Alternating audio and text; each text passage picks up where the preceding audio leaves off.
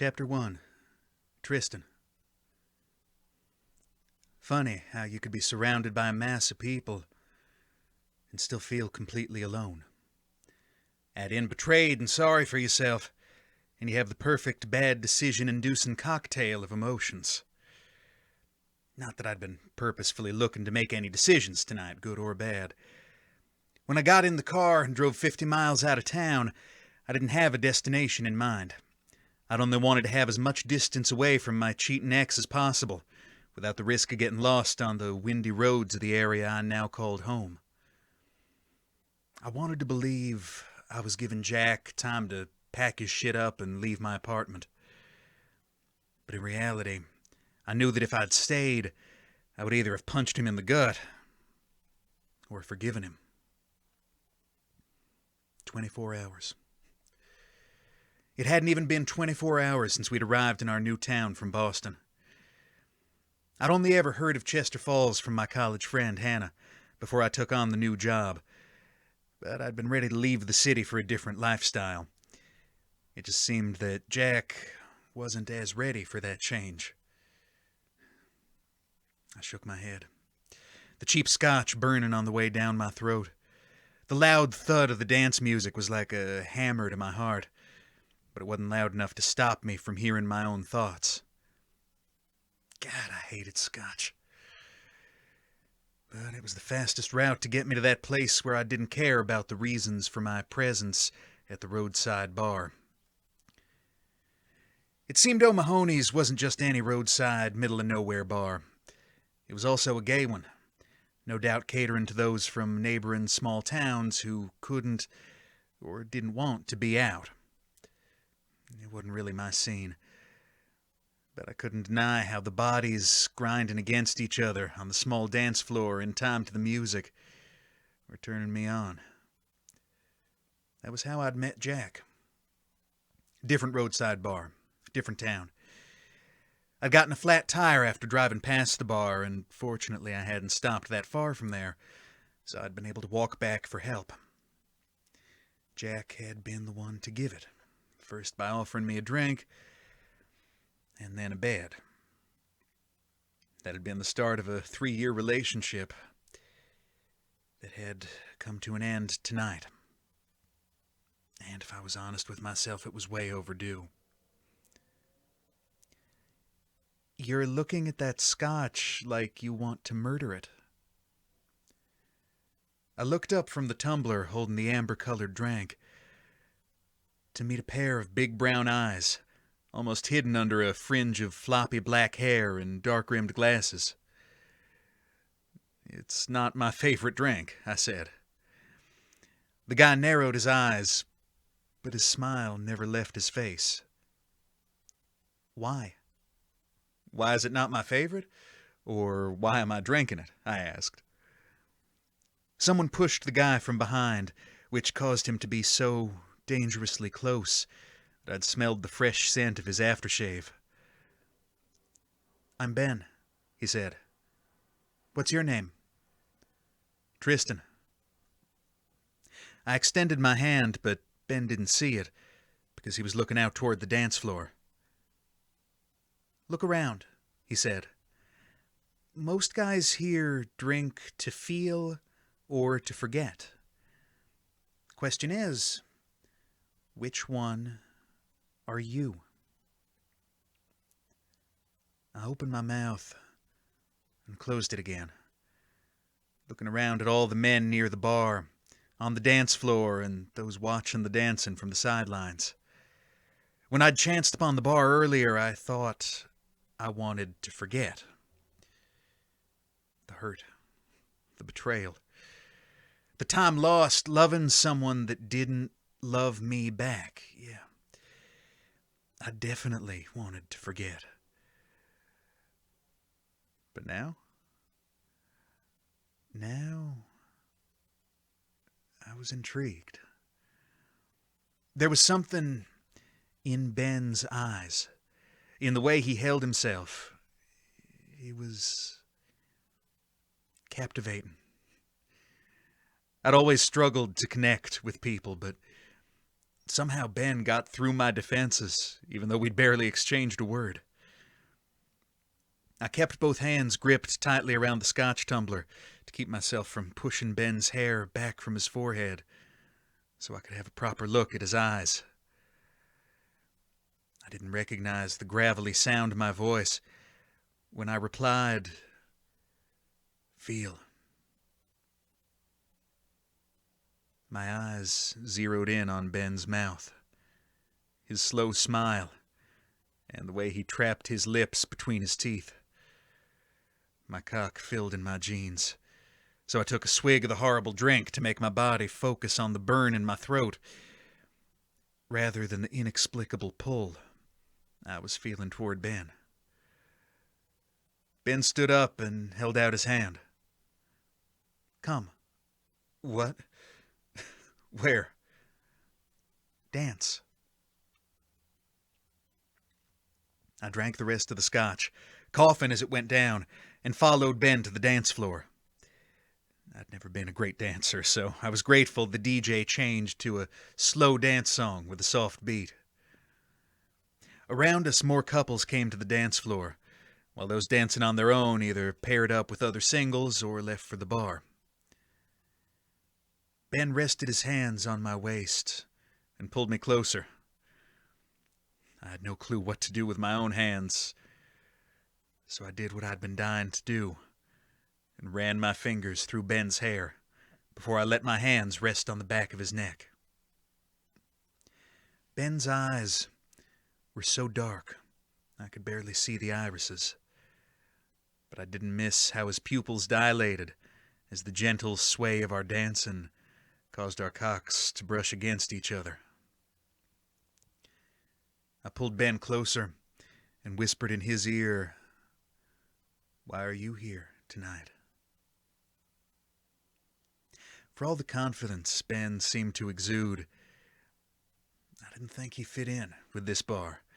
He was too nice for a place like this. Ben shivered in my hold and waited for a second before he said, "Same as you." I didn't know what I'd wanted from this place, so how could Ben?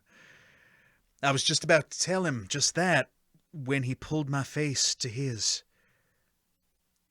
and pressed our lips together. The initial shock literally took my breath away.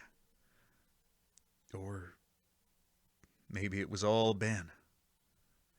With his confidence, perception, and looks, I knew Ben would have taken my breath away in the checkout line at Walmart. Ben deepened the kiss. I let his tongue massage mine, tease and taste me. I was impossibly hard and could feel Ben was too. So I broke the kiss and looked into Ben's lust-filled eyes. I didn't have to ask. Ben's nod was enough for me to pull his hand toward the men's room. For a gay bar on the side of the road in the middle of nowhere, the men's room was surprisingly empty. So I picked the last stall and dragged Ben in, locking the door behind us and pressing him against the wall. This time, I was the one to initiate things. I pressed my palm against his erection and traced the outline of his cock, focusing on the head straining against the zipper. Ben's hips moved to get more friction, his hands fisting my shirt like he was trying to hold on for dear life. He moaned and leaned his head against the wall, his eyes closed. My lips latched onto the skin of Ben's neck, sucking and kissing, just as my hands fumbled to get both our cocks out. When I did, Ben put his hands on my face to pull me in for a heated kiss. "Fuck, you're so responsive," I said. "And you're sexy as fuck." Ben pushed my hands away to take both our cocks in his hand. We didn't even need any additional lubrication because my cock was leaking like a motherfucker under Ben's expert touch. Who was this guy? With his cute, nerdy look and a killer smile, He'd had me spellbound from the word go, and was now driving me crazy with his hand. "Can I fuck you? Please tell me I can fuck you," I whispered in Ben's ear. I didn't even care that I sounded desperate. "Not sure you got the memo, but I didn't come here to play rummy." I'd wanted to quip back, but there were other pressing matters, mainly that my dick was more than ready to get acquainted with Ben's ass. I pulled out the condom and a small packet of lube from my wallet, sparing only a small thought as to why, even after 3 years in a relationship, I still hadn't forgone protection. Ben's dexterous fingers worked their way down the buttons on my shirt, and then felt their way up to my chest, stopping at my nipples. I thought I'd come on the spot when Ben pinched one, and then the other. "If you don't want this to be over before it starts, you need to stop that," I growled. Ben threw me an innocent look that had the exact same effect as his touch. "Do you want me to turn around?" "Fuck no. I want to see your gorgeous face when you come all over my cock." I removed Ben's glasses and set them on the little shelf on the wall above the toilet.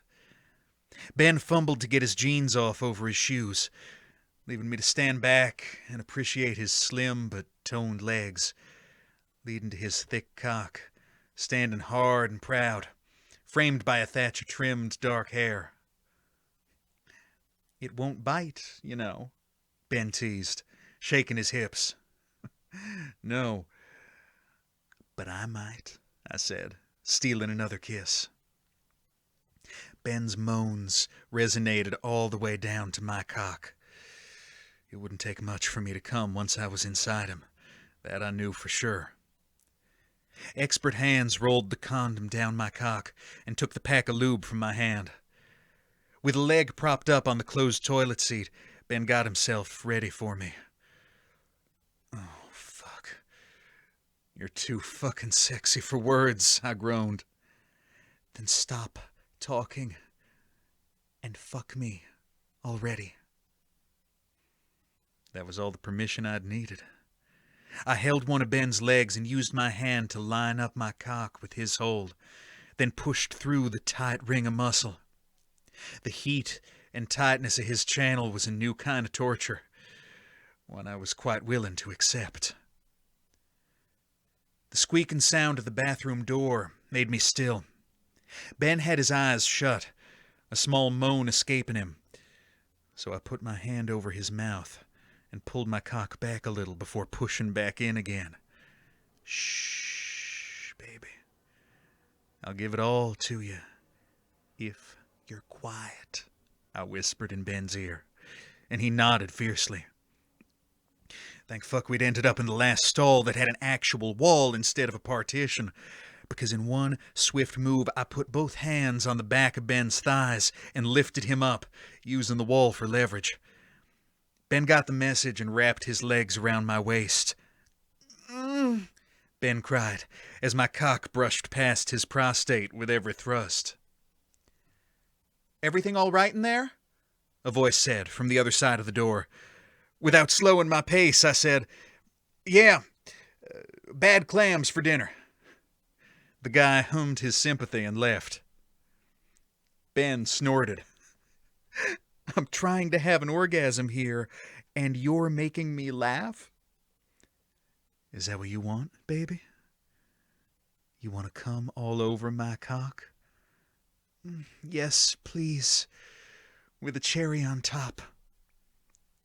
I pressed Ben further against the wall, so his cock was trapped between us, and then set up a relentless pace that I hoped didn't set me off before I could give Ben exactly what he wanted.